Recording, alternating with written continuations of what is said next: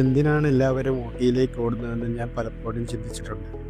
എന്നാൽ അതിനുത്തരം ഊട്ടിയിൽ വന്നാൽ മാത്രമേ നമുക്കറിയാൻ സാധിക്കൂ. രാവിലെ വയനാട്ടിൽ ഞങ്ങൾ താമസിച്ച ഹോട്ടൽ റൂമിൽ നിന്ന് ഇത്തിരി വൈകിയാണ് ഇറങ്ങിയത്. എല്ലാവരും പോകുന്ന പോലെ തന്നെ മസനഗുഡി വഴി തന്നെ ഊട്ടിയിലേക്ക് പോകാനാണ് തീരുമാനം. വണ്ടി നേരെ മുത്തങ്ങ, ബന്ദിപ്പൂർ, മുതുമല വഴി മസനഗുഡിയിലേക്ക്. ആദ്യം കൂടല്ലൂർ എത്തണം. അവിടുന്ന് നേരെ ബന്ദിപ്പൂരിൽ കിടന്ന് മുതുമലൈ ഫോറസ്റ്റിലേക്ക്. വഴിയരികിൽ കുറച്ച് ആളുകൾ പാടത്തിറങ്ങി ഫോട്ടോ എടുക്കുന്നത് കണ്ട് വണ്ടി നിർത്തിയതാണ്. വണ്ടിയിൽ നിന്നിറങ്ങി നേരെ പാടത്തേക്ക്. സൂര്യകാന്തി പാടമാണ്. അതിൻ്റെ ബാക്ക്ഗ്രൗണ്ടിൽ നിന്ന് ഫോട്ടോകൾ എടുക്കാനുള്ള തിരക്കാണ് ഇവിടെ മുഴുവൻ.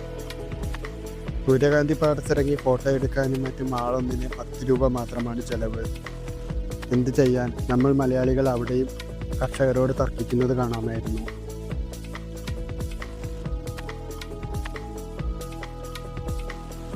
സൂര്യകാന്തി പാടത്ത് നിന്നും ആവശ്യത്തിലധികം ഫോട്ടോകളും എടുത്ത് ഞങ്ങളും യാത്ര തുടർന്നു. പോകുന്ന വഴിയുടെ ഇരുവശങ്ങളും കൃഷിയിടങ്ങളാണ്.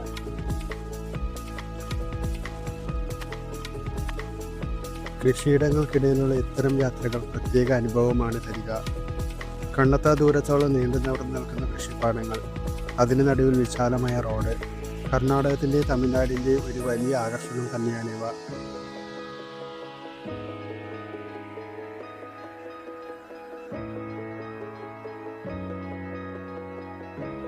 രാവിലെ ആയതുകൊണ്ട് തന്നെ റോഡിൽ വാഹനങ്ങളെല്ലാം കുറവാണ്. കർഷകർ തങ്ങളുടെ കന്നുകാലികളെയെല്ലാം മേയാൻ കൊണ്ടുപോകുന്നതും കർഷകർ തങ്ങളുടെ പാടത്തേക്ക് പണിക്കാരെ എത്തിക്കാൻ ട്രാക്ടർ ഉപയോഗിക്കുന്നതുമെല്ലാം രാവിലെയുള്ള യാത്രകളിൽ സുപരിചിതമാണ്. പതിയെ പതിയെ റോഡിൽ തിരക്ക് കൂടി വരുന്നുണ്ട്. 10 മണിയോടെ ഗുണ്ടൽപേട്ട് ടൗണിൽ എത്തിച്ചേർന്നു. ഗുണ്ടൽപേട്ട് ടൗണിൽ നിന്നും 10 കിലോമീറ്റർ മാത്രമാണ് ഹിമവത് ഗോപാൽസ്വാമി ഹിൽസിലേക്കുള്ള ദൂരം. പക്ഷേ ഇപ്പോൾ നമ്മൾ അങ്ങോട്ട് പോകാൻ ഉദ്ദേശമില്ലാത്ത സ്ഥലത്ത് നേരെ ഊട്ടിയിലേക്ക് വിടാം. വഴിയരികിൽ കണ്ടതാണ്. തടാകമോ പുഴയോ എന്തോ ആണ്. എന്തായാലും നല്ല ഭംഗിയുണ്ട്. ഈ യാത്രയിലെ പ്രധാന ആകർഷണമായ ബന്ദിപ്പൂർ ഫോറസ്റ്റിലേക്ക് നമ്മൾ കടന്നു. ഇരുവശവും ഫോറസ്റ്റാണ്. നടുവിലൂടെ മികച്ച റോഡുകളുമാണുള്ളത്. ഭാഗ്യമുണ്ടെങ്കിൽ വൈൽഡ് ആനിമൽസിനെയും കാണുവാൻ ചാൻസ് ഉണ്ട്.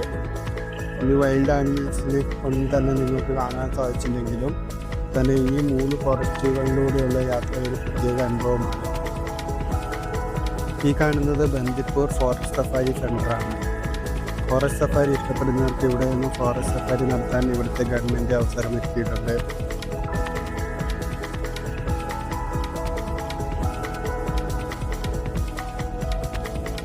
ഇപ്പോൾ നമ്മൾ എത്തിയിരിക്കുന്നത് കർണാടകത്തിലെ മംഗള എന്ന സ്ഥലത്താണ്. ഇവിടെ നിന്ന് കുറച്ച് കൂടെ മുന്നോട്ട് പോയാൽ